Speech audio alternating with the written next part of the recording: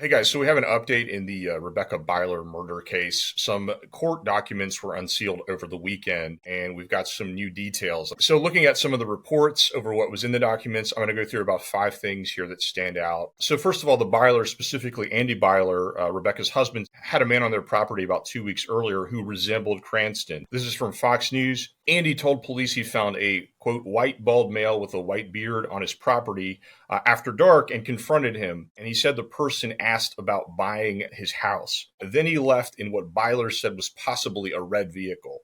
But he wasn't sure about that because it was dark. So it's been reported previously that a red Jeep was seen in the area. Cranston's wife, I believe, owns a red Jeep. That was their only vehicle. So that has been a part of the evidence in this case, linking the crimes to Cranston. Now, the second thing, as we discussed in the previous video, Cranston was described as a driver for the Amish. And apparently he drove for a neighbor of the Bylers, for an Amish man who lived about a mile away. He's been described as a substitute driver.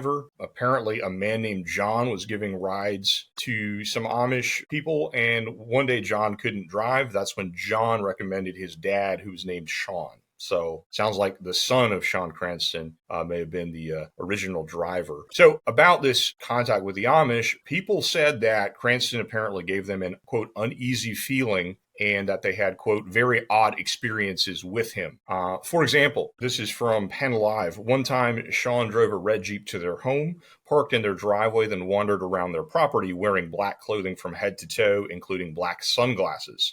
He had a black pistol in a holster on his belt. He was walking aimlessly, the neighbors said, and his speech made no sense. He asked when and where they attended church and said he wanted to go with them. So those details there suggest erratic behavior, suggest maybe something wasn't quite right with this person, which, we may have already figured out by now, but that just adds another layer to that. So the third thing, there were 3 things at the crime scene described as key pieces of evidence, which matched items recovered from Cranston's home, according to these warrants. One was footprints from Nike Air Force One sneakers, which were found at the crime scene. The Byler family did not own a pair of these sneakers. They're Amish. Some Amish might wear Nike sneakers, but tends to be like younger Amish, young youth, so that's not really surprising. So another piece of evidence would be the treads of the red Jeep that the Cranstons owned allegedly matched tire marks that were left at the crime scene. And the third piece of evidence would be a box of patterned nitrile gloves taken from Cranston's house,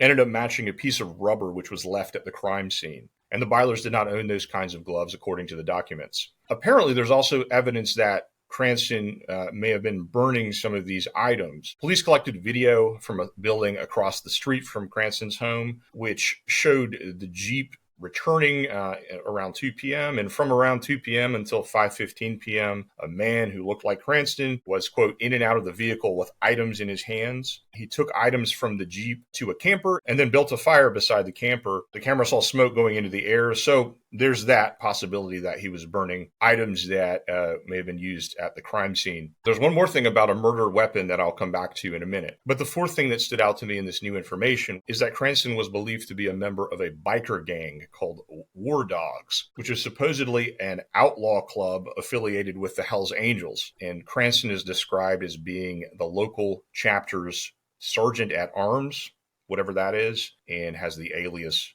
Rumble. Okay, so I don't know how relevant that is to this case, but it's another association, another layer to the picture of this person. Now, finally, the fifth thing here relating to evidence, and this has to do with the murder weapon. And this isn't actually new information, but I know people are wondering about a murder weapon. Now, police seized 6 guns and numerous boxes of ammunition from Cranston's home, but in the court hearing from the previous Friday, prosecutors then said that they had not yet found the murder weapons. And this is a firearm and some sort of a cutting weapon. So you've got some other pieces to the picture or the puzzle here, which, there's nothing conclusive here, but give us another, layer of information. Another thing, this is another detail. It's really not a great one to think about, but there was also a description of how the 3-year-old son described what happened and seeing someone drive to the house in a vehicle and then come in and kill his mother.